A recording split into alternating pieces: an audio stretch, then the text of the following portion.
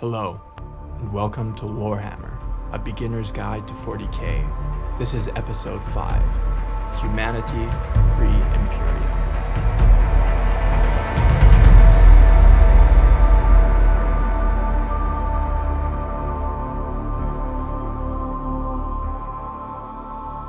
Welcome back to Lorehammer, a beginner's guide to 40k. My name is Eric.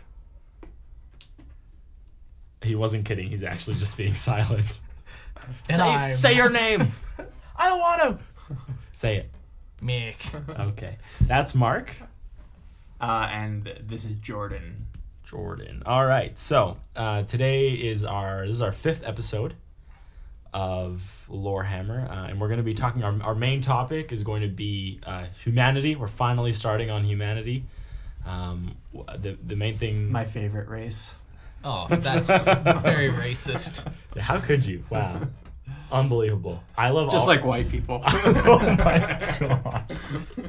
Can't argue with that one, at least. I like all races equally, even the face eaters.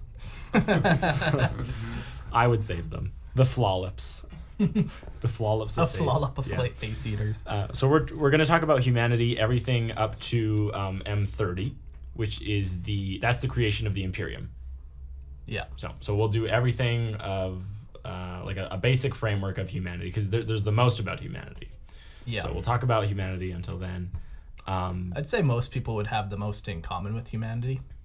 I find that hard to believe. Trust me.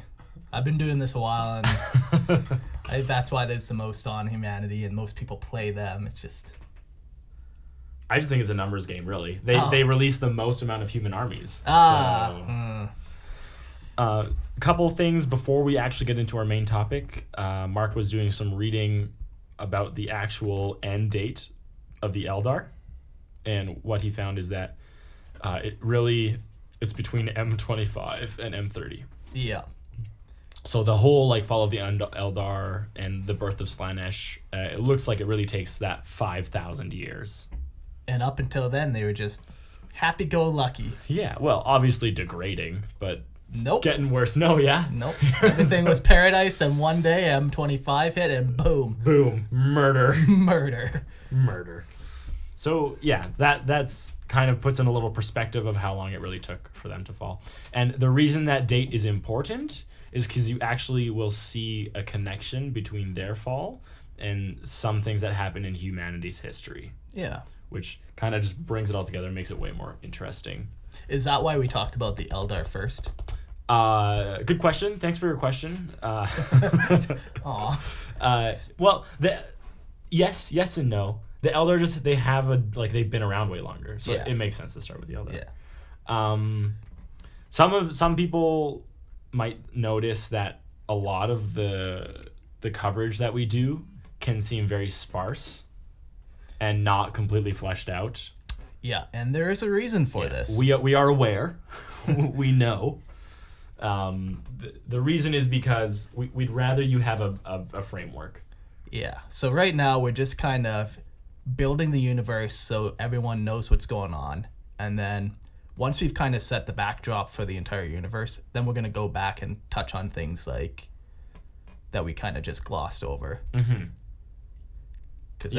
No, he's right, because if we dive right into a topic, say like everything that or the War in Heaven, because we could go more into the War in Heaven if we really wanted to. There's quite a bit that we kind of skipped or just glossed over and but it's more important that you have the grand understanding of what happens instead of us being like, all right, here's the named people of every person of the conquest that happened in the War in Heaven. So. Yeah, but eventually we will get around to like once we set the groundwork, we will be going back and picking topics that we're like, yes, this needs extra attention. Right. Yeah. And really send us your questions, right? Like if we can answer it really swiftly and quickly, no problem. No problem. We'll answer that really quickly, and then if it warrants a full episode, we'll take a look at it. Yeah. So, I did have one question from someone, and I actually had a couple, but I'm gonna put this one on Mark. Who's the most powerful figure? Period. I this is definitely a topic for debate, No. Okay, you say that, and yet it absolutely is. So, Mark, you give me what you think is the most powerful figure. And it has to be in the 41st millennium. Yeah. Would the hive mind count as a figure? Darn it. Yes. Yeah. Then I'd go with the hive mind is the most powerful because you can't really kill it. We don't know. You could. It's like the internet. It would take a lot, but you could get rid of it. Fair enough. Heresy. Heresy. Yeah, I'd say probably the hive mind from the Tyranids. That's actually a really good answer. Yeah. I didn't even think about that. Because like not only is it incredibly hard to get rid of, it's also extremely powerful. Yeah, resilient. Yeah, like and powerful and everywhere. Yeah. I honestly, like I'm kind of stuck up between two. My number 2 spot is Malal. And the only reason I say that is because I don't think you can ever truly defeat him. Sure. And then but I don't think you can. He's not the most powerful. No, I believe you. Well, yeah, that's what I was going to say. If he can outlast everyone, do you really need to be the most powerful? I suppose. And then my probably number 1 would be Nurgle. How do you beat death? Yeah. You can't. Yeah. So, and entropy. Like he's... Okay, so cutting out a chaos god, because that's like the easy go-to choice. Like, what would it be then? If there's no come chaos... on. If you're going to cut out... His question was pretty broad. It was like any character. In the whole universe. Yeah. And if you're going to cut out chaos gods, you don't get to pick the hive mind. Okay, then I will pick a Hormigaunt, which is controlled by the hive mind, and can be reborn and regrown. And, Well, is it the same one? It's not. Anyways, so Okay, you got me there, you son of a bitch. If don't pick the hive mind then. Okay. Pick. Okay, how about this? Pick a living being. In 40K. Have you heard of Reboot Gilliman? Oh my gosh. Is that better? That is okay. That's a great answer though. Reboot. I'd rather stick with the hive mind. Mortarion. No.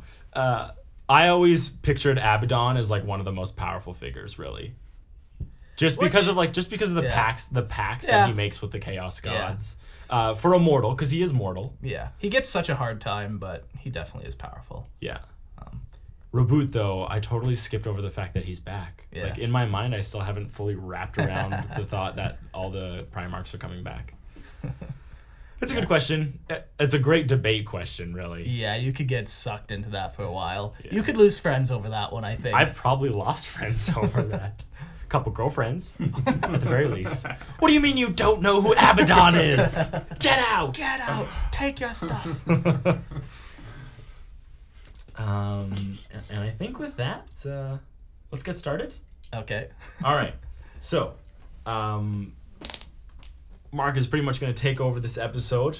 So it's going to be awful. Yeah, I'll keep us on track because he has a tendency to, let's just say, get distracted by butterflies and unicorns. So. And My Little Pony. Yeah, sorry. Again, are you a bro? Reinforcing the image yes. of how wretched people we are. Oh, boy. Okay, so Mark, take it away, and we're starting with the Age of Terra, but we're going back further. Yeah, so where we left off last time, we were talking about the Eldar, and we took them all the way to M30, the fall of the Eldar. We're going to jump back now, basically 25,000 years, 28,000 years. And during this time, it's called the Age of Terra. Age of Terra. Let me pull up my phone and make sure it's on.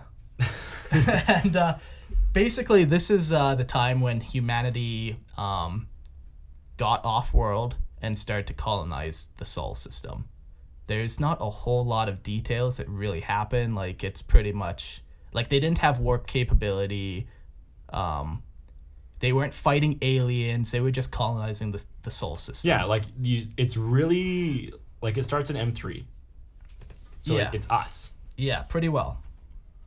Yeah, so, like... There are a couple things to note.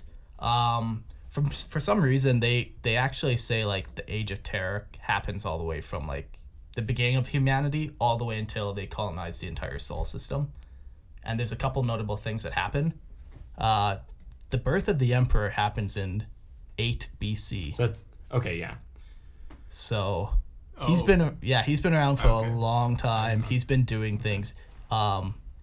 I can't wait for that episode. Yeah, so once again, we're gonna just build a framework here. The Emperor is the leader of mankind. Yeah, he's born in 8 BC, and that's all we're gonna get into today. Yeah, exactly. And then we're gonna fast forward 11,000 years. Yeah. So the other notable things that happened is, and I didn't know this, but apparently the three main chaos gods, Chinch, Nurgle, and Khorne, were all born during Terra's medieval period. I always thought it was just Khorne. Same here. But apparently it's all three of them. I'm sure like others had like influence. Yeah, they weren't fully born, just kind of like how Slaanesh had his agents kind of out and about. But it's phenomenal because when like you think of what it took to birth Slaanesh, right? All the Eldar over thousands of years, like the most psychically potent race. And then humans in the medieval ages, and we just get some strange rashes, and then we birth Nurgle. Yeah, really. And then we kill one too many witches, and we birth Khorne. Yeah. Well, that would be the martial aspect, because we need to burn the witches. And then you just get too many weird love triangles between nobles and peasants and No. It's the game. That's how you. No, the Game of Thrones is what births Siege. Yeah. Yes. Wait, is that true? It all happened. Trust me. Oh my god. I have it on good authority. Are they gonna make a crossover episode? They better. We can only hope. I would love to see a Space Marine just stomp and break down the ice wall. Like he would just kick it and it would fall over. So yeah, that's basically all that happens. Man just takes its first steps into the galaxy. Yeah, it's our progression. Yeah. Right, like they progress at the exact same pace we do, and then they colonize the moon. Yeah. And then they get to Mars, and then they get to Jupiter. Yeah. But they never leave the solar system. Yeah. And that's about where being able to relate with the Imperium ends. Yeah, but absolutely. Yeah. After this, it starts to get crazy. So after this, we really fun. Really fun. We get into the dark age of technology. Also called the Golden Age of expansion. Oh, right. And basically, this is when humanity starts to the key thing that really gets this age going is the navigator gene, and what this is it's a gene in humans that allows them to see into the warp and use the warp to travel. They also develop the warp drive, which also helps. Like it's two things. Like it's the combination of both. Like you can have the warp drive, which woohoo, now we have access to the warp, but oh my gosh, how on earth do we navigate it? I almost think too, like I'm not sure, this is kind of just my thought, but like okay, so you get the navigator gene, they're able to see all this untapped energy, and then they're like, how can we use this energy? Boom. Then they create the warp drive to utilize it. I'm not sure if that's the order it happens, but... Yeah, and the Geller field is even something else. Yeah. So now humanity is able to get into the warp and navigate it. But since the warp is just roiling energy filled with like horrors and demons and whatever, they needed something to keep them safe. So they created what's called the Geller field. And it's basically a bubble of real space that encompasses the ship. So when they go into the warp, they have this bubble of real space keeping them safe. Don't forget the fact that you can cover things in reality and send them into the warp, because you better believe that's coming up later. It's so cool. Yeah. Yeah. So it covers it in a bubble of reality. Yeah. And you enter a rift and go into the warp. And that's, in essence, like, that's how the webway works too. Like the webways are covered in reality. Yeah. And that's how you can physically enter the webway without being torn apart. Yeah. So it's like that's the explanation of any way you enter the warp. That's how it happens. Yeah. And the smaller object that you're doing, the way easier it is, right? Like a Terminator can do it himself, right? If he's powerful enough. A Terminator? Yeah. Sure. Great night. Oh, okay, I guess. Yeah. Sure. Of course he could. Like the key would be to be a psyker first, I think. Oh yeah, good call. But, you know, well, the Great Knight. In my head, I was thinking Grey Knights. I know where you were going, but yeah. So the interesting thing about navigators, they aren't human. They're a subspecies. Yeah. So technically still human, but not fully human. Yeah. And they are one of the few like mutants, abhumans, non-humans that are tolerated. Like, Yes. Oh, there's still going to be backwaters, obviously, but it's Yeah. intolerated by like the Inquisition. yeah. Yeah, because they are a 100% necessity. Yeah. So now we got humanity. Did you talk about their third eye? I feel like you didn't actually talk about their third eye. Well, okay. They literally have a third eye. Yeah, they have a third eye on their forehead that allows them to see Yes. into. Like a Triclops. Really, like it really is. It's a third eye in their forehead. Yeah. They have some other like differences that you may or may not have, but all of them have this third eye. Or Yeah. like Tien from Dragon Ball. Right, Z. exactly. Uh-oh. Except Crossover. Tien was a little girl and got slapped so hard. Yeah. He was kind of useless. after Well, that. as soon as you can't fight a Saiyan god. Anyways, podcast number 7. So with this third eye, that's what allows them to perceive like the warp energy. Yeah. Like it's not their regular eyes. Yeah. And then there's There's some other facts about them too. Like they actually have like extended lifespan of like hundreds of years. Like some can live up to be 400 years old, and like that's part of their gene. yeah. And the older they are, the more powerful they become. That's actually directly proportionate to how much time they spend in the warp. Yeah. So I guess. right. The yeah. more time that you spend in the warp, the more powerful, the more used to seeing the currents you are, the more Yeah. the bigger connection you have. It's good to note that they will go out of their way to avoid going close to the Eye of Terror. That's in M30. Yeah. But during like when they first started growing, it didn't Yeah. exist yet. Yeah, it's like if you're on the ocean. Oh my gosh, you see I'm storm, stopping you right now. You don't go We are towards not- the storm. No, stay away from the Spaceships ocean. or submarines. Oh my gosh. This is what happens when you let me lead. I tried to warn you, but Yeah. But they have this eye, and an interesting fact that I want to share about the eye is if you meet its gaze, yeah. you die an agonizing death. Right? I wonder, like, do you just like you see all the energies of the warp, and that's why? I wonder why that would be. Yeah. I didn't read anything beyond that, but all I read One day was we will have to do like an astropath, navigator, a subhuman. yeah, Yeah. like type of astronomicon, all these kind of things that Yes. fit together. Yeah. There's another interesting thing is they themselves are not psychers. Yeah, that is kind In of fact, too. like they cannot manipulate. Yeah, they're the not warp casting energy. lightning No. bolts or nothing like that. No, They're just all they can do is see it. Yeah. Which affords them some protection, really. yeah. Because if you can't Because if touch you're on the an warp- ocean, and Oh you my see, gosh! and you see the storm over there, Get out!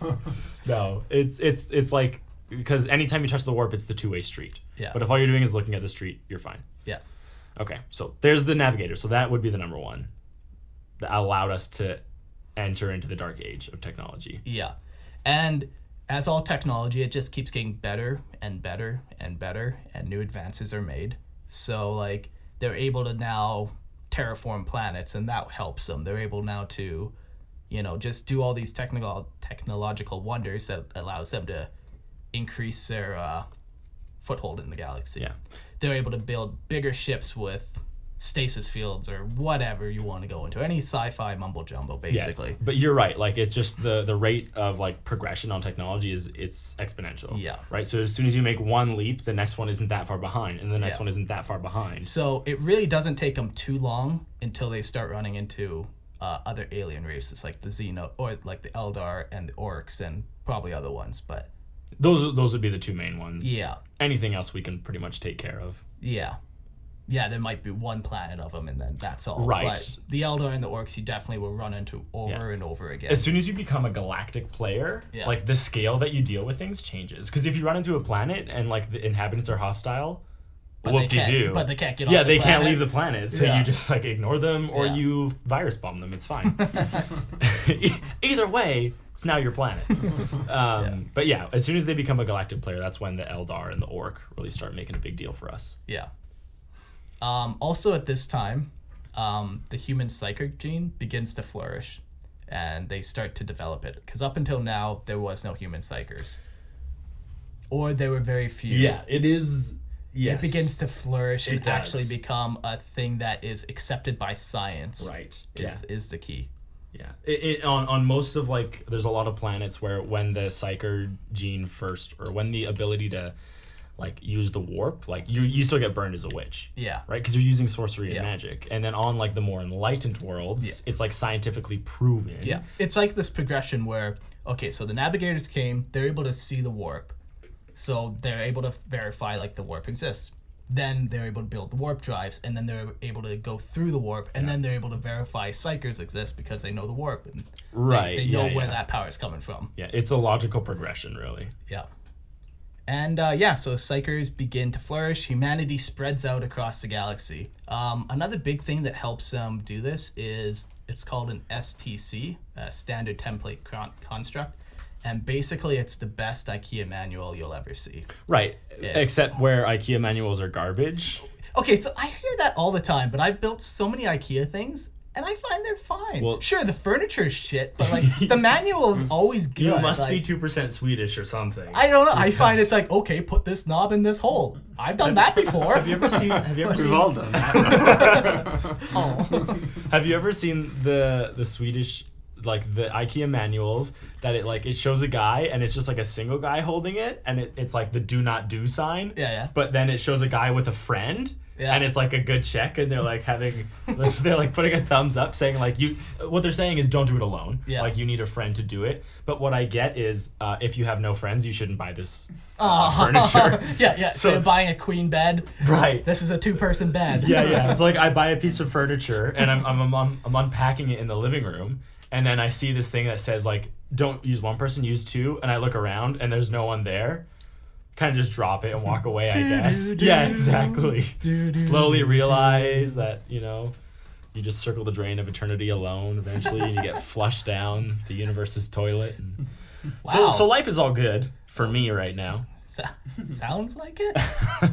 Anyways, but you're right. It is like it's a manual. Yeah, and basically they're able to put down like anything you need onto these STCs, and then when they send out their fleets, they have like all the knowledge of humanity and how to build these easy things. Yeah. Like so easy that like literally anyone can do it. Like you don't need a background in technology to do it. Anyone can build it. Anyone can build this awesome spaceship. Yeah, really. And this plays a big part in like later development of the Mechanicum and stuff, which we'll get onto. But just keep this in mind. This kind of anyone can pick up these things and just make this technology, but no one really like knows how it works. Well, in the dark age of tech, they did. Yes. When it was being developed, But like there was when that the understanding. STCs were made, the people who made the STCs knew how to make this stuff. But Yes. like the standard person could pick it up and do it. Yes. They don't necessarily know. And I'll touch briefly on this. One of the main armies in 40K is Imperial Knights, and this is when they start to make their presence. I'm getting a smile from He him. has it's because Mark is so excited to talk about Imperial Knights. we were discussing what we wanted to put in this episode, and I was like, yeah, we're good, we have everything down, and he's like, Eric, quick, maybe yes, no, let me talk about Knights. Just a brief well, they play a big part. Okay, go Basically, on. they're 50-foot tall robots, but when they were originally made, they were made for like clearing forests with their giant chainsaws and like moving logs with their giant claws, or they were built or blast big industrial machines. exactly blasting apart rocks with their battle cannons. Like they were used for like industry. Exactly. Yeah. Labor. And then like they would get invaded by aliens and stuff, and then they'd go to the defense side of things, but they were not like an active military. Okay. That's all I want to say, because they play a big part and they come up later and they play a big part In the expansionism of man. Yeah, sure. Okay. They do. Like, at some point, Mark is going to splurge all over an episode about his Imperial Knight chapter, but that's fine. It will be clearly labeled though, so if you don't want to listen to me rant for 4 hours it'll be like 10B. Yeah. Like an add-on. Aw. Okay, so you have these STCs, which it really is the how-to survival guide of how to like flourish as a human. Yeah. Right? Like you can go armed with a bunch of STCs to a new planet, and you can be confident in your ability to colonize it. Yeah. Okay. yeah, it doesn't matter what planet you land on, you get it done. Yeah, because it would have instructions on how to terraform. It would have instructions on how do you grow food. Yeah. Right? How do you provide food? How do you provide shelter? How do you provide transportation? How do you deal with like a government? Like it was an STC for everything. Yeah. I'm not sure about the government one, but... No? No, like, because that's not like a...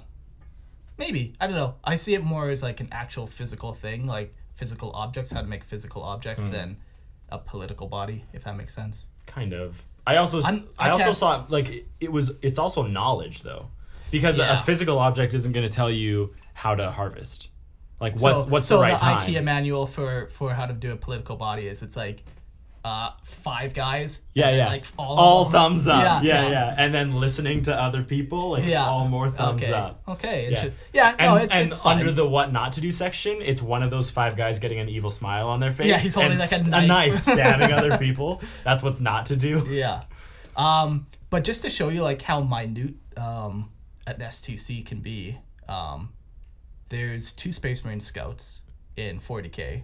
Well, I don't know what date they said, but yeah, at some point it's later, after this. Yeah. It's when STCs become really rare. Yeah. But they find like a combat blade that is sharper, more durable, and lightweight. Stronger, sharper, and lighter. Yeah. So they find an STC for this new blade. Yeah. And basically they're hailed as heroes. And they're each given a planet. So 2 planets are given, like 1 to each of these Space Marine scouts who... For a knife! So, like, this just shows you... how they're valuable. How valuable they are, but also how literally anything that you can think of, they had an STC for. So you could build anything you want, and it's just... Yeah. So, with these technologies, the warp, travel, STCs, knights... And oh gosh, they're able to colonize the galaxy. They start expanding. Yeah. At this point, their technology brings them to create AI. True AI. True even. AI. Yes. And this does not end well. Which it never does. No, it never does. I've never read a fiction where it ends well. Yeah, exactly. Here's one more for the books. But basically, they're robots, and they eventually rise up, and they start fighting the humans, and it turns into this big whole thing, and it's a huge galaxy-spanning conflict. It's galaxy. It's not just on one planet. Yeah, and the other neat thing was, too, it's not just between humans and the Men of Iron, it's between like life and this AI. So like they're presumably would be like Eldar fighting them and orcs fighting them, because the AI see everything that is not AI as inferior. So that was one nice or interesting point. There is the progression from the Men of Stone. Yeah, they make a couple, like, so they would make Men of Stone, which would be like and a toaster oven that has access to Wi-Fi, so it has all the internet, so it's intelligent, but it's not true AI. Where then the Men of Iron are true AI. Do they have like the concept of like virtual intelligence? Because like now that's like the thing that precedes artificial intelligence is like a virtual intelligence. It's only as intelligent as it's been programmed to be, but it can still. That'd be like the Men of Stone, I would think. But that's like. That would be such a small, minute step that what they took that they don't even mention. They're just like, we expanded, and then boom, then we worshipped science and we had AI. Yeah. Right. It also says that in the Dark Age of Tech that science became their worship, and like they viewed it as like a god. Yeah, that makes sense. Well, really, it does. Like when you think of like it's actually very similar to the Eldar. In how they created all these machines that did everything for them. Humanity was really following that same path. Yeah. Until we screwed up and created the Men of Iron. Which turned on us. Oh, so there's one good example of where like, oh no, maybe the Eldar's robots weren't AI. I don't they remember were just hearing robots, that. Yeah, they were just robots. That was more just the laziness aspect of it, right? Yeah. Yeah. So yeah, they have a huge conflict with them, and we'll touch more on the Men of Iron later, but basically galaxy-spanning war with them. And eventually they're able to kill all of the Men of Iron and wipe them out. Yeah. And then it actually becomes illegal. It does, yes. And we'll touch on that in a bit. But basically, they outlaw AI. Yeah. So then we basically now, humanity and a lot of the other races have taken a huge hit from this, and we start to get into the end of the Golden Age. And yeah. Right around this time. I'm not good at being the host. That's okay. Let's. So there's three main points when we talk about the end of the Golden Age. Yeah. There's three main things we want to talk about. Number one would be that the psychers, like humanity psychers, lost control. So the beginning of the Golden Age, human psychers appear on like every planet. Yeah, they just start popping up. Yeah, like it is crazy how many are starting to pop up, and there's theories behind that. So at the end of the Golden Age, what kind of like the precursor is, it's happening around M25, 23. Yeah. Like M23 to 25 is like when the end of the Golden Age is happening. Now, when you correspond this with what was happening with the Eldar at the same time, Yeah. the Eldar are beginning their descent. So they are contributing to these warp groans of Slaanesh. So you have all these human psychers who are untrained, Yeah. and it's a new science for us. Yeah. And so we're exploring, we're trying things that we don't know are bad yet. Yeah, because Right. we are still not aware of like demons in the warp or whatever. Not to the same degree. Yeah, Not to the absolutely. same. It even says that it is surprising how little demonic possession there was Yeah. of humans Yeah. at this point in time. So you get these psychers, they are starting to lose control because of the warp. So the warp storms are increasing because of the Eldar, Yeah. which severely limits navigation in it. Severely. Yeah. Yes. Yeah. I was waiting for your affirmation. Yeah. Yeah, exactly. That's what I needed. Ah. So the increase in warp storms, which helps to the psychers to lose control. Yeah. So once again, warp storms are like just pockets of reality and the warp like Colliding. and creating pockets of unstable space. Yeah, or it's just energy, and Yeah. this energy all of a sudden lashes out and becomes unpredictable. Yeah. Right? And so then what really signifies the end of this age was that massive war Yeah. with the AI, and then warp storms like truly manifesting. Yeah, and these warp storms manifest all over the galaxy, and they actually start to cut off humanity from each other. Because if all of a sudden now we're in sublight travel, how many thousands of standard years does it take to travel from one solar system to the next? Exactly. So So before, where we could like, hey, we need like our army over here, we need food supplies over here, we could just use and the that was Galar actually field. honestly the biggest thing was the food supplies is what they were saying. No, that's all. Yeah, I read that Feast and famine. I read that Terra had like a massive famine Yeah. for a long time. Yeah. Especially because it turns into like a world city, right? Where there's not really any agriculture on it anymore. We imported it from other planets. So Yeah. it survived solely on the ability to bring other food in. And when all of a sudden warp storms come and you can't use the Geller fields or the warp drives because even the navigators can't see what's going on, Yeah. you're cut off. And even too, you said like it was a giant city. It might not have even been a giant city at that point. It could have been just due to sheer pollution and over harvesting resources. Actually, yeah, you're right. That's why it could have had to import. Not that it matters, just Yeah. a thought. Thanks, Mark. Keep me honest. Yeah. Yeah.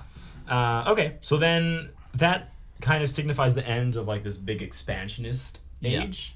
So what's interesting to note is that while like there's two very opposite names for this era, Yeah. The dark age of technology and the golden age of expansion. yeah. So it was like a time of amazing like prosperity for us because we spread it across the stars, but the consequences of what we did like cause us to look back on it as like a very dark time. Yeah. So it was completely necessary, but it had some terrible side effects. Yeah. But it grew humanity as a race and taught us some things. Yeah. So that was what about? It's about 10 millennia? Yeah, about 10. No. Okay. Yeah, 10, 15, 10. Sure. 10. It was crazy. Like that was when humanity really spread. Yeah. Okay. Yeah, I guess 10 from 15 to 25. Yeah. Numbers. All right. So when the Dark Age ends, that's no good time for humanity. Yeah, and now we get into the age of Strife, or the Old Night. And this is when humanity is basically divided. Some people can't even get to the planet next to them. Everyone's just kind of left to themselves. Yeah. There are some pocket empires that have formed, and they were able to keep some small little areas going, but And the reason because of this is it's all the warp storms, yeah. which is it's really the growth forming of Slanesh. Yeah. So that's where you see the similarity, like That and all the Psychers, but definitely, Right, yeah, I'm yeah. sure Slanesh played a huge part in it. Yeah. The birthing pains. And at this time, too, a bunch of, like, minor humanoids started to happen because they just started... Well, you're cut off. Yeah, you're cut off. There's no Right. longer you're no longer able to go across and mix your genes. Yeah, with you other can't people diversify and- enough. So yeah. you get a planet where like the gravity is 4 times stronger than Earth. Totally. Over the course of 3,000 years, Yeah. there will be divergence Yeah. in what one person is versus another. They'd Yeah. be like dwarves. Yeah, they called them squats. Oh, really? Yeah, they do. Yeah. Yeah, like I've read that like if humans were to like live on, like, this is a real world example, but if we lived on Mars, eventually after a few generations, if we were to like breed, like we would start getting a lot taller because the gravity is so because our bodies would be adapting to the, Yeah. to the Even like us, like versus a couple thousand years ago, like our bones are way denser. yeah Just because like we withstand way more force, like in vehicles, yeah right? And like our skin. And we're all usually bigger, too, now. Yeah. Yeah, it's really More interesting. access So, to food, so but- you think about that, and then the conditions are way more different, right, Yeah. on the other planets. Yeah. And then it's thousands of years, Yeah. right? Yeah. So we develop all these different ones, and what's actually kind of interesting is like they're still humans, Yeah. kind of. They're subspecies. They're called abhumans. Oh, I was about to say something bad. Oh no! What were you gonna say? It involves Okay, that's fine. But something it's bad. Like, they're called squats, but they will develop entirely separately. Like Yeah, you'll have a and- planet of squats, and then a couple solar systems over, you'll have another planet of squats. Yeah, with their own culture and their own things Yeah. going on. And yeah, so some of the main things that developed, we'll just touch on quickly, were Ogrins. And these are kind of funny. They're basically like giant, dumb humans. Like, think of like a giant muscle head, basically.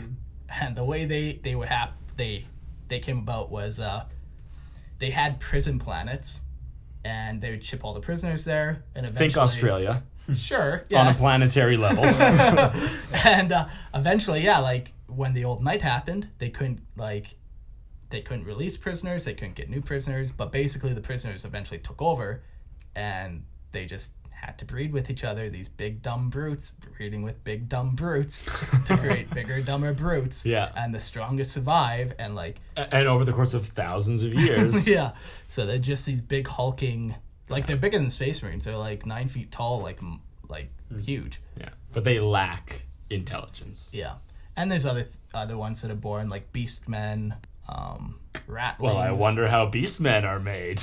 One can wonder.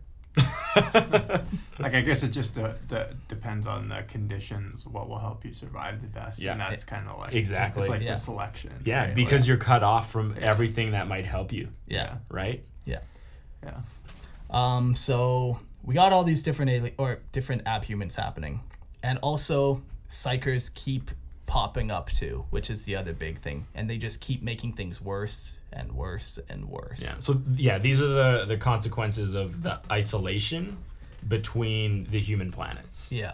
So you get your abhumans, you get your pocket empires, and then you get your increase to like psyker population, because the Yeah. warp is just so active right now.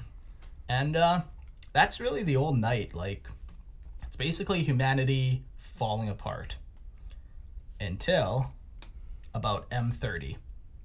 So the birth of Slanesh has happened. Yeah. The warp storms are starting to calm down now because, like, Slaanesh kind of took a lot of that energy and started to kind of Yeah, he took it all into himself. exactly. So Herself. the self. The self. And yeah, so basically now the galaxy is kind of starting to settle a bit. And this is when, remember that guy, the Emperor? Hey, I know him.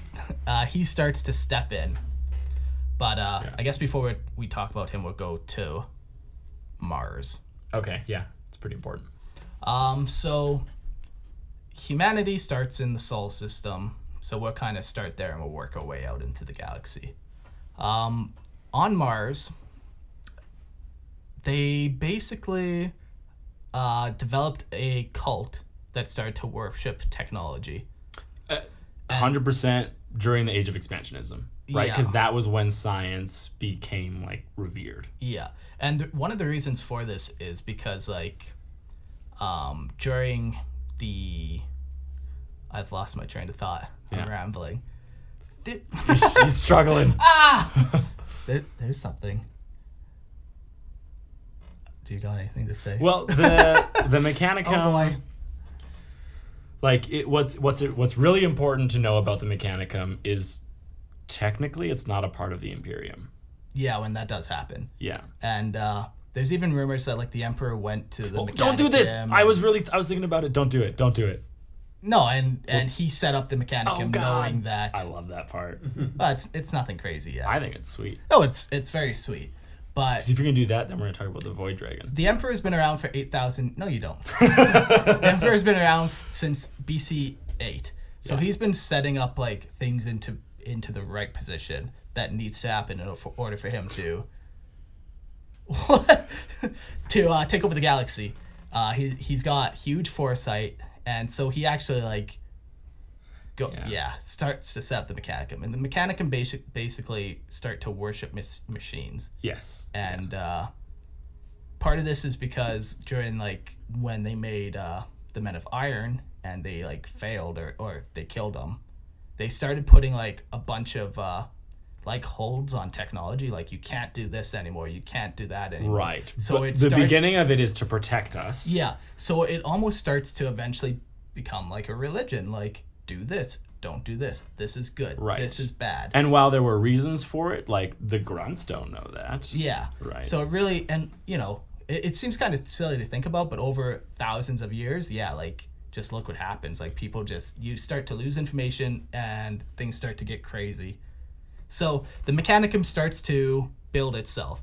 And during like the old night, they would actually like look into the warp, and every now and again they would send out fleets into the warp. Or yeah, like when the warp is calm, they would send out fleets to go to other planets and set up like more Mechanicum Forge worlds. Yeah. So when like a base of the Mechanicum is called a Forge World. Yeah. So the Mechanicum, it's a cult. Yeah. It's very secretive. Yeah. Like they guard their technology like very closely. There's a whole tech priest thing.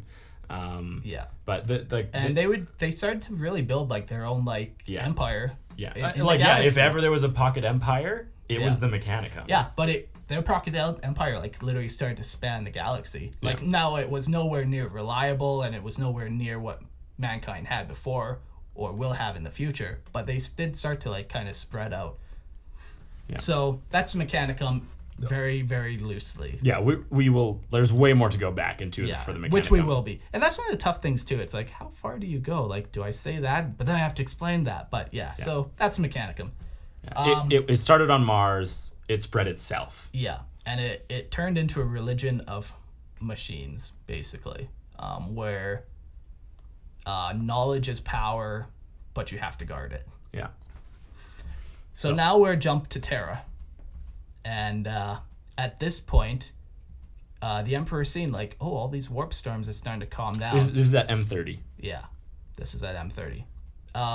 All these warp storms are starting to calm down. Like, now's the time that I'm going to take over Terra.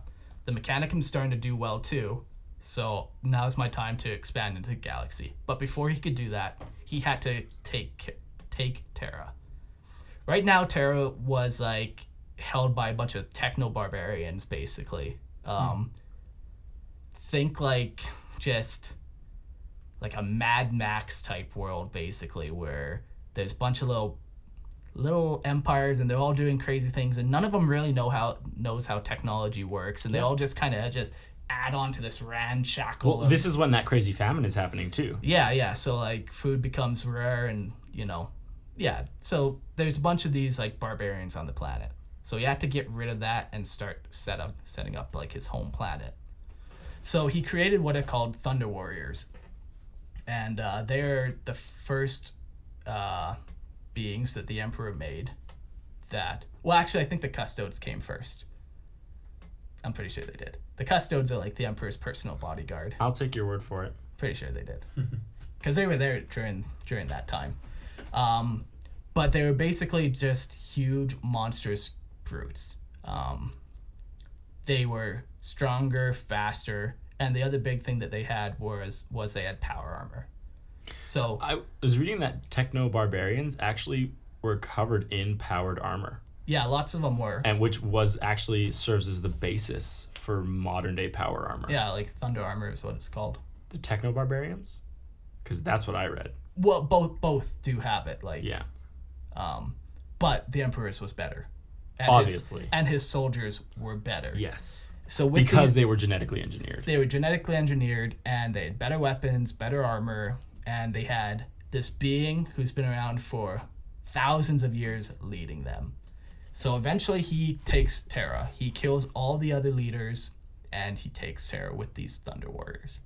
During this time as well, he starts to work on the Primarch project, which we'll get into later. Yeah, which is a huge topic. Yeah, but basically, he made the Thunder Warriors, and the problem with them is he made them so they died super quick. Like, they had super short lifespans. So they were not his tool that he wanted to use to conquer the galaxy. But he wanted to conquer Terra really quickly, so he made them. It also says, according to myth, they were all killed during the final battle. Yeah. The Battle of Mount Ararat. Yeah. You want to know who killed them? Who did? The Emperor.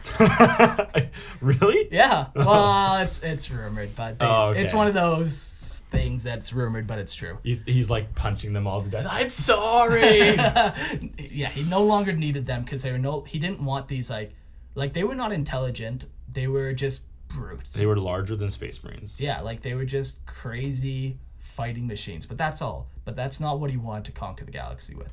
So he started a Primarch project, and at some point, stuff happens. Yeah, we'll get into that later. He gets derailed on the Primarch project. He loses all his work, and then he starts. And this is M30, and he starts building his Space Marines. Yeah, and that's basically all that happens in. This is the founding of the Imperium. Is he pretty well? Yeah, he takes over Terra. Yeah. He does go to Mars. Yeah, and he sets up like a deal with. Yeah, I don't want to get into it. I know. So yeah, that's all we're saying. After the Unification Wars, that's when the Imperium of Man picks up. Yeah. So we'll stop with humanity there. For now. Yeah. So the quick recap is from like M3 to M15, humanity starts to develop technologies. They conquer. Well, they don't even conquer. They just colonize the Sol system. Then from M15 to M25, they get the navigator gene, they get warp drives, they're able to spread out across the galaxy. They have the STC to build all these easy things, and they colonize out across the entire galaxy. Then M25 to M30, Psychers are starting to get crazy, with the Elder going crazy, warp storms start to happen, and the Old Night happens, and humanity is separated and isolated from each other. Then at the end of M30, Slaanesh is born.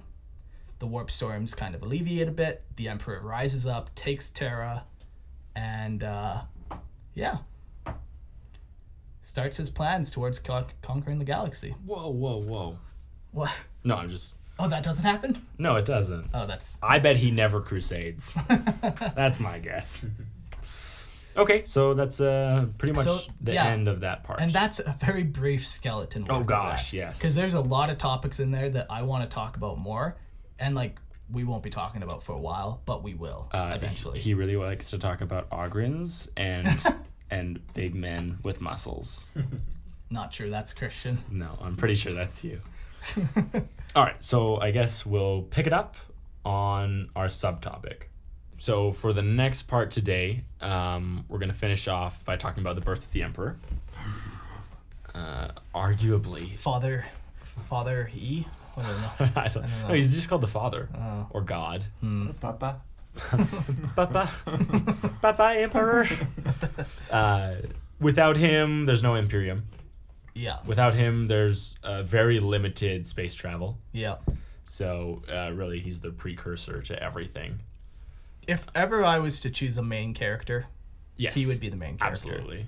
Yeah. From humanity's perspective. Even from any point. Really? Do the Tau really view him as a main character? Like the No. character? Well, he plays probably the biggest role by himself on the entire galaxy. Yeah. Like, I just don't know whether or not the other races would agree. well, they don't have to. Well, That doesn't mean it's that they're subjective. right. No, like, do the Tau have somebody more main of a character than they do? You probably can't even name one Tau character. This is just Mark's human prejudice showing. I will. I will. So racist. Unbelievable. But yeah. There are other races out there, Mark. Yeah. He's definitely like it. He's the guy. Yeah. Okay, so the birth of the Emperor, 8,000 BC.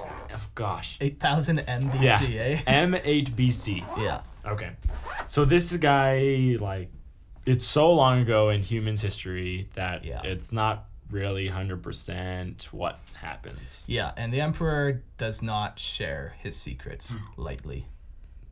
Or at all. Sometimes he shares. But then he usually... Here's a little gift, my son. Then he burns your eyes out. Yeah. That's another story for another day, though. So probably the most accepted version of his birth is pretty simple, really. There were shamans in like the human culture for a very long time, and these shamans were actually human psychers. And Like probably the very first ones. but they were also considered very powerful. Yeah. And at some point, they mastered the ability to reincarnate. Yeah. So similar to how an Eldar's soul would go into the warp when they die, these shamans would go into the warp when they die and then be reborn Yeah. as a human, and then they could continue leading their tribe of people upon Terra. Yeah. So They eventually became like so powerful that the Chaos Gods took notice of them, it says. yeah. And that's one of the reasons why they do what they do. Yeah, which is the Chaos Gods notice, and as soon as you attract the attention of a Chaos God or even Chaos like spawn, right, you kind of sense the danger that's coming for you, Yeah. right? So all these shamans start getting these visions, these dreams, reoccurring nightmares of the danger that's coming. Yeah. So they enter into a suicide's pact to create the new man, as is what they called him. Yeah. So all of them decide, okay, we will all die together. We'll pool all our energy, our souls in the warp. How many goats do you think they also did during this sacrifice? Well, each death takes one goat, Yeah. one virgin, Okay. and one crone. Oh, okay, perfect. So Okay. No, couple good, thousand. Good to know. Couple thousand. Yeah. That's not in the lore.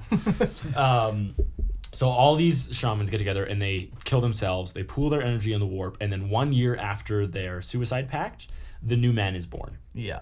So that's probably the most accepted theory of how he was born. But he was born naturally, right? Like he didn't just magically appear. Like they reincarnated as a child that was being born. Yeah.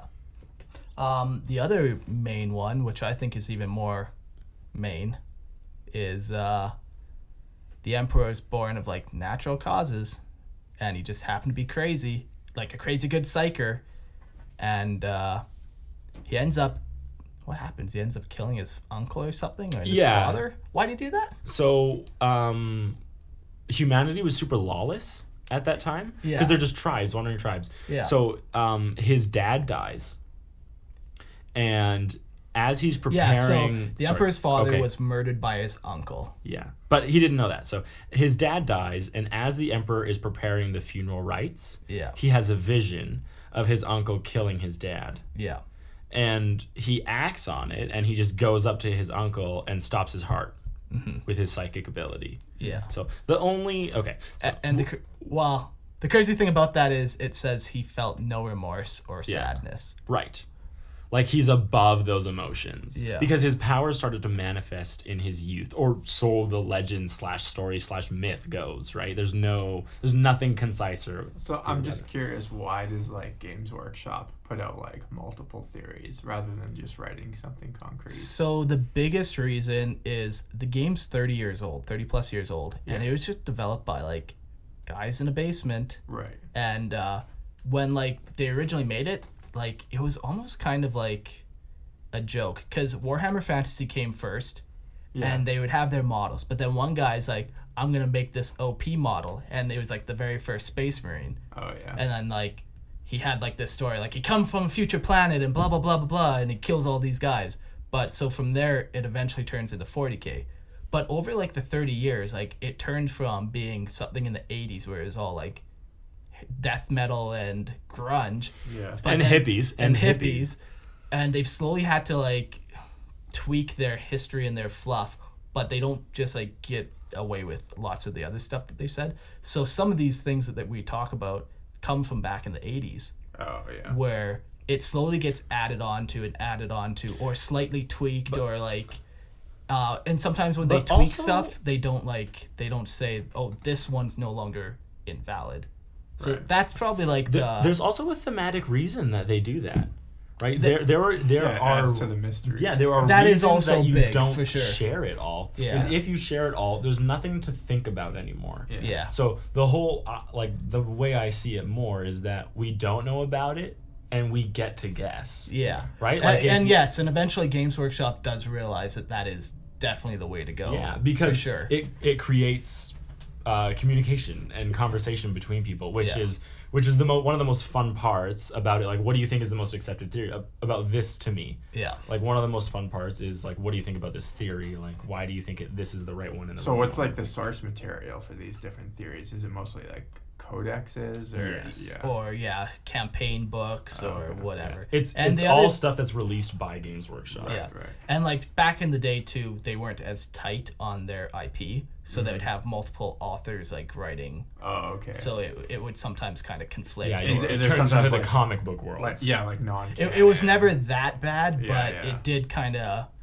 There were conflicting ideas. And from first edition to second edition, like first edition was just kind of crazy. Like Space Marines were mating with Eldar, and that's how Marinius Calgar was born, like a big Space Marine hero. Like the ideas were very much crazy, and then in second edition they kind of revamped the universe and tweaked it. But then like they never really did away with some of the first edition ideas. Yeah. Which is kind of cool, though. Yeah, and they kind of just, well, whatever. Like, if you want to think it happened, great. If not, great. Like, so there's a lot of things that even Games Workshop will put out that even they say might not be true. Yeah. Right? Because that's the other thing. Like, it's all written because it's all written from the perspective of humanity. Yeah. So it's like if humanity writes something, that author in the lore says this is just a story, or we think this is how it happened. Yeah. So. Because it's all written from like their perspective. Yeah. So there's. Well, we're finished. Yeah. Sorry, what? No, were you saying? Keep going. Well, I was gonna finish off with the second idea of the Emperor. Yeah. Basically, So the uncle kills the father. The Emperor walks up to the uncle and stops his heart, and he didn't feel bad about it. But at that moment, he realized that humanity needed law and guidance. Yeah, and that's when he leaves like his tribe or whatever, and he goes into a city. I think they say it's Sumeria. That's what they think he went to. And then he kind of just drops off. In either theory, actually, he disappears. Yeah. And he just kind of becomes like a guide. And he just appears in different areas, doing different things. A notable thing about him is that he changes his appearance. He can, Yeah, and so he'll guide someone, and he might show up as like an old crone. Yeah, so and like he's not calling himself the Emperor. No. He's the man. And he's like the shamans called him the new man, and we don't know any name for him other than the Emperor. Yeah. Right. So he like any kind of like guide you can see in humanity's myth is him. Yeah. Like in the Games Workshop lore, it's attributed to him. Hercules. Most likely him. Yeah. Right? Jesus, most likely him. Yeah. But Hercules was like long before 8 BC. but the myth rises. Yeah. Right? Like, times start getting messed up. Like, who really believes? And 8,000 BC, is Hercules really before 8,000 BC? Oh, it's 8,000 BC. Yeah, Oh, I thought it was 8,000. 8 BC. No, Oh, M8 BC, which is 8,000. Oh, right. Gotcha. Yeah. Yeah. So no, sorry. he like actually like every single person of like Oh, power yeah, or wisdom, you can really like basically recorded history. Yeah, is it's kind of one. it's him, and he's always that player in it. Yeah, and yeah. that like that story. So he could have been like Alexander the Great, Absolutely. or Genghis Khan, or Yeah. yeah. It's funny because, yeah, you said Genghis Khan, but, like, normally when people go down this path, they're like, oh, yeah, he was Buddha and Jesus, and they Oh, go yeah. all, like, peaceful, but it's like, no, man, he was He was- fucking Hitler. Like, Yeah, he's more the king likely of genocide. Hitler. Like, Yeah. Yeah. Oh yeah, if there was ever a guy who decided to purge, yeah, it's yeah. this guy. Yeah. Well, I would think like just like because he seems like a character that wants to just expand humanity. Yeah, he Like, does not care about the individual. No. He Yeah, does yeah, not. yeah. So it would be more consistent that he would be like more of an literally A an conqueror. emperor conqueror character Yeah. than like a religious figure. Yeah. Yeah, but But now, having said all that, Games Workshop is slowly, like, twisting it and kind of doing away with a little bit of this aspect of it. oh really? A little bit, yeah. But they haven't said that he's not. Right. But they are slowly taking the lore in a Yeah. different direction. Because over 30 years, like, yeah, that sounded cool in the 80s, but not so cool now. I don't know. I kind of like it. I like think it it's too. cool. I like it too. Yeah. But I'm just saying, like, Yeah. it's not guaranteed. Right, and it never Yeah. was. No. It never was. Like No, I think no. Like, back in the day, it was official that, like, he was Jesus. Like, I'm pretty sure. Oh, those Oh, really? things. I'm Yeah, pretty yeah, sure yeah. that, like, Games Okay. Workshop officially said that. But that was back in Yeah. the 80s when, like, they were still just they weren't making money off it. They're just joking around, you know. Yeah, so But- it's It, like, I appreciate that as a theory. yeah, me Right, too. yeah. So like just thinking of the theoretical origins of Yeah. him, couldn't theoretically another person just as powerful as him be created? Mark? Like, why couldn't that be experiment sort of be repeated? I hear what you're saying. Yeah. 100%. I'm with you. Yeah. Like, it. I don't want to talk about the sensei. Oh. Yeah. So in the one theory where he's just a regular guy, absolutely. Like, Yeah. statistically speaking, it is going to happen, Yeah, right? yeah. Because if it was just random chance, Yeah. then random chance will always at some point happen again. Right. Yeah. Right? It might take a long time, but it will happen. Yeah. If it is the will of the shamans, then it gets a little different, because then you need the knowledge, and then you need the people who are going to do it. But even still, Well- those were guys who didn't have knowledge of the war. They did. No. Oh, they did. were powerful psychers. Yeah. Oh, okay. And- Yeah. But I thought, I misunderstood. Like, I thought, like, when they're reincarnated, they had all their knowledge as well. They have all the memories of their past Right, lives. because it's the same person over Okay. and over. And also thinking about it too, like, these two theories can kind of even work together. So, like, Yeah.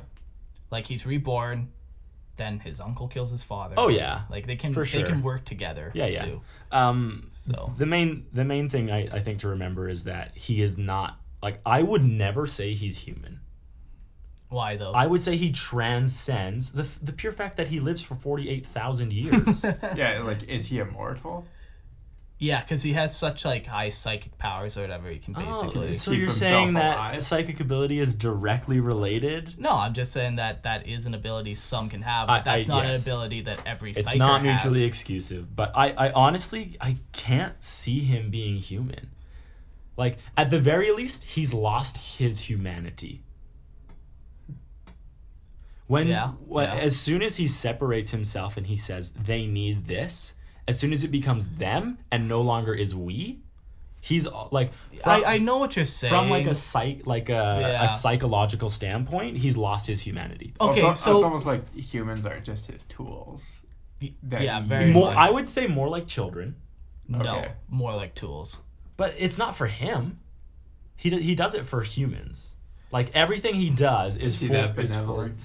I wouldn't say benevolent, but I would say he cares about humanity. He cares about humanity, but But he is willing He's to very do. big picture. Oh, Yeah. absolutely. Yeah. Yeah. He does not care about you. Yeah, He yeah. cares about us. Yeah. Right? Yeah. And whatever is necessary for our survival, he would gladly kill hundreds to save Yeah. thousands. yeah.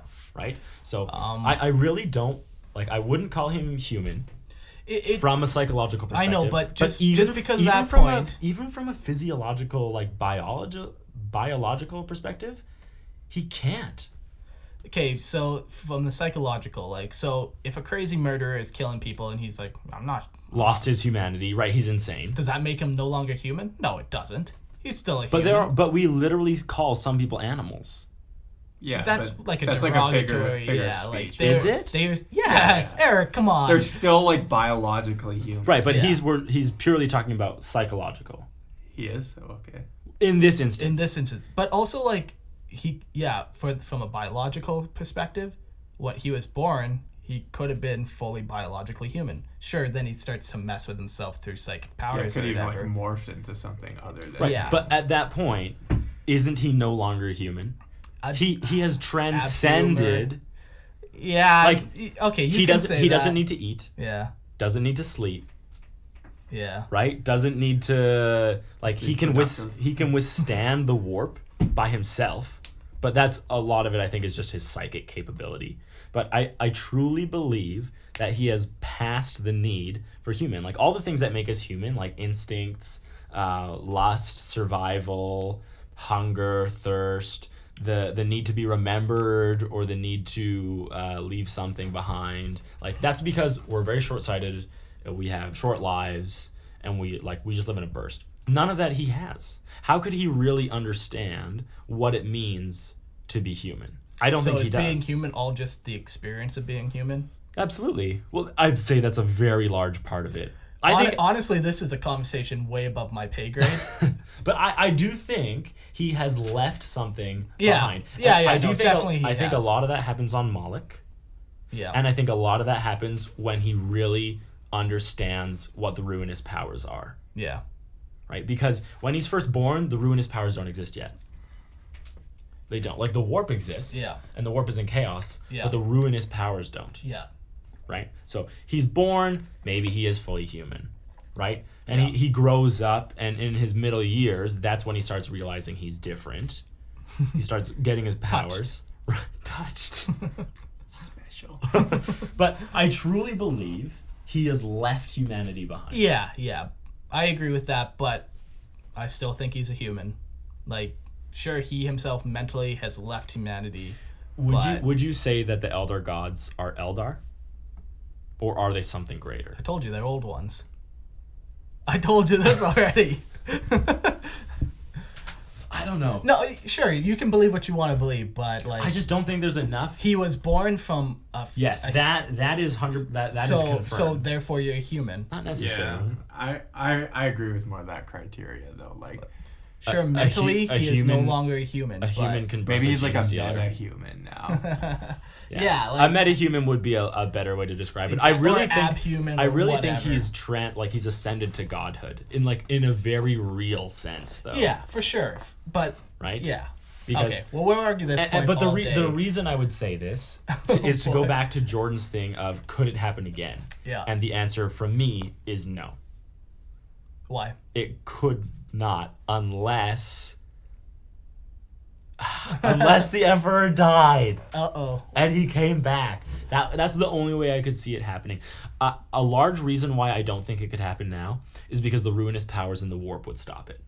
Because Yeah. all the souls had to coalesce into one unit. Yeah. And when the warp was calm, Yeah. not as difficult. Yeah. All of a sudden, now you have Nurgle, Khorne, Tzeentch, Slanesh, all these people realizing what a danger another one of these emperors would be. 100% it would never happen again. Yeah. Like you couldn't even slip through those cracks because all that energy coalescing in the warp Would get noticed. it would attract everything for light years around, right? It would Yeah. that battle would, in my opinion, be bigger than Slanesh's birth pains, Yeah.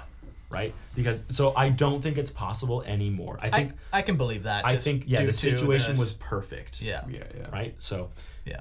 and it's less of a statistical thing and more of this is the only time possible. So Yeah. I don't believe there can be another one. I do believe in the Emperor's own ability to reincarnate, but that's I don't know if we want to talk about that. But No, not yet.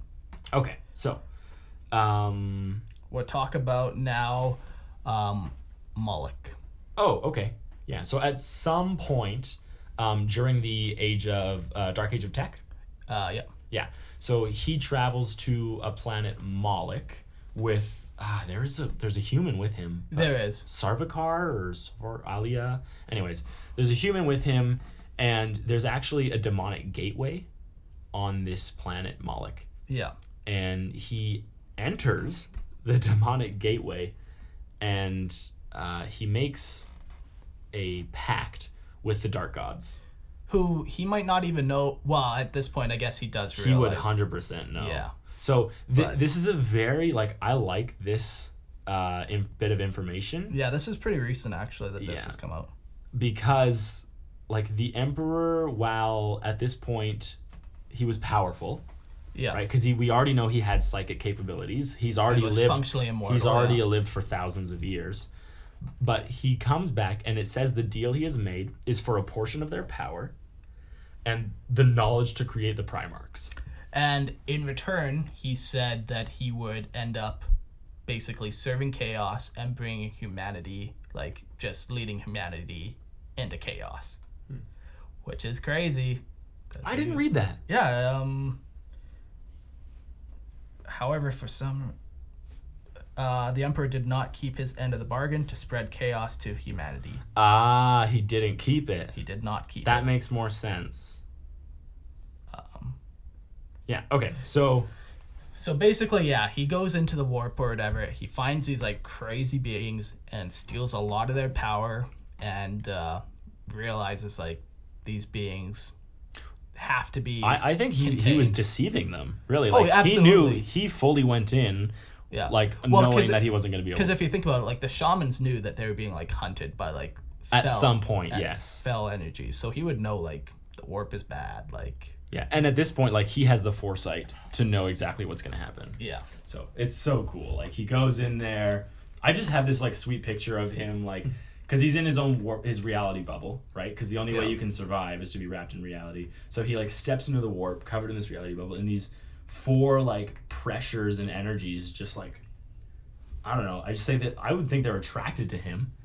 I would 100% say they're attracted to Yeah. him because of his psychic potency. yeah, So then these things, and I can see him like bargaining with these like crazy voices, and yeah, he's like, I'll do this and this and this for you. Just tell me how to do this. And yeah, that's so cool. yeah. Yeah. So he makes a deal with these guys, and then he leaves, and he's way more powerful for it. He gains a lot of knowledge. Yeah, he learns about the webways, Yeah. Yeah. and yeah, it's he most, starts to work on his grand project. it's most likely that he was the one who helped develop the warp drives. I can really see no other. Well, sure, And it's like, quite possible. Would you not attribute the navigation gene to him? Like that's entirely possible. I could buy that. Yeah, like the he's the one who seeded it, because the navigation gene is hereditary. Yeah. And And if the Emperor is good with gene technology. absolutely, yeah, he has a very good understanding of like DNA Yeah. and how to manipulate humanities at the very least. Yeah. And then it also says that if a navigator ever breeds with a regular human, the navigator gene dies out. Yeah. So if it ever gets in touch with a regular human and it ceases to exist, how could it happen on its own? Okay, so here's a crazy idea then. So the Dark Age of Technology was the Emperor's first attempt then to conquer the galaxy and create humanity to be a galaxy spanning like organization. But Why not? It got away from him. yeah, but then it gets away from him. So then he has to wait, the warp storms are happening, and then the time is right, and he's like, this time there's no more games. I'm taking a direct role. Yeah, no, absolutely. Right? So I could see that. He That'd be starts kinda giving them neat. tech, Yeah. right? Because he's like, they can't be trusted with the warp. The warp's too dangerous. Yeah. So he starts giving them this tech, and then all of a sudden, he's like, oh man, the tech runs away from itself. Yeah. And he's like, I should have started with the warp. He's like, and so he goes to the warp because he's like, I'm going to need beings that are capable of mastering the warp. Really, it's the progression of the old ones. Yeah. Right? The old ones had all these beings, and they're trying to fight the Necron and the Satan, and they're losing terribly, so they create the Eldar. Yeah. Right? So the Emperor, he's trying to create like a sustainable empire for humanity. Through this tech, he gives them the Geller field, and he gives them the warp drive. Maybe he gives them the navigation gene, and then all of a sudden we get greedy and we build AI, and we build the Men of Iron. Yeah. Right, and all of a sudden he's like, "Oh gosh, you fools!" And at this point, it's not like he's some like galaxy leader where like, people he's listen. still doing things from the sidelines. Yeah, exactly. Right, he has not stepped out yet. So that's interesting actually. Yeah, like I like that. I really would point to every single change in humanity's history to him. Yeah. Right? Because as soon as he starts his pilgrimage, right, like a couple years after he's born, his whole purpose is to be the guide. Yeah. Right? And so it is most likely. And we do know that he had like the foresight to plan for his Imperium, because he does like end up he's doing things for thousands of years, even on other planets. Like he basically sets up the Mechanicum, knowing that he's going to need the Mechanicum. Yeah. And then he just lets them do their thing. And one of the whole reasons that the Mechanicum succeeds is because it is separate from Terra. Yeah. Right? If the Age of Strife had happened, or if the Old Night had happened to the Mechanicum the same way it did to humanity, the Mechanicum would not have existed, because the Mechanicum continued, maybe not flourish, but it continued to grow during the Old Night. Yeah. Right? Whereas Terra was effectively shut down. Yeah. During that happened, right? We regressed, like we lost things. So yeah. He sets it up knowing that, okay, humanity is going to go through this massive struggle, but I'm going to need war machines and engines and for when the time is right. I need these things set up across the galaxy so I can use them. Yeah, he steps onto other planets and sets things up. He goes, so really, like, he is the only reason humanity got even a fraction of where we did. Yeah, for sure. Which is pretty crazy to think about. Yeah. Anything else? If not, I got one last final thought. I'm more than willing to shoot it down. Shoot. Final thought is read, if anyone wants to like read a little short story, it's called The Last Church by I believe it's Graham McNeil. And what book is it in? Oh, I'll search. It's in Eric will search. But yeah, it's called The Last Church, and really it's the last church on Terra, and it just shows a lot of like the idea behind why the Emperor does what he does, why he gets rid of religion, why he does all these things. So it's actually quite fascinating. If you want to learn more about the Emperor's like psyche or whatever, read The Last Church. Oh, it's just called The Last Church. Yeah, and I know at some point it was put into a book, but I think it was also released alone and whatever. Yeah. But and it won't ruin anything, or you don't have to read any other books to know about it. If you've listened to this podcast, which you have at this point, then please keep listening. It's a good step to learn more about the Emperor. So that's the final thought I have. Yeah, there's obviously way more on the Emperor. It's cool to discuss like the individual things that he did, but it's its own podcast. Yeah, an episode entirely for that, and we gotta wait too to set up other things. So for the next podcast, do we want to tell them what would? No, keep it a surprise. Okay. Make them come back. Okay, so you gotta tell them about our email though. Our email, if you want to ask us any questions, is one word, all lowercase. It's lorehammerpodcast@gmail.com. Isn't it Lorehammer 40K? No, just Lorehammer Podcast. Oh, okay. So yeah, not only questions though. Send us your funny GIFs. I don't know. I don't care. Send us a meme. Whatever you. Yeah. Okay. Maybe not memes. And Eric's Snapchat. If oh you... boy. Send us your comments, questions. It's way more fun when we get to chat with other people who have crazy ideas. Send us your theories. Yeah. Like what do you like best about the Emperor, and like what's your coolest story of where he came from or something. Yeah. So. All right. Well, I guess signing off. We'll see you guys next time. Thanks for listening. Peace out.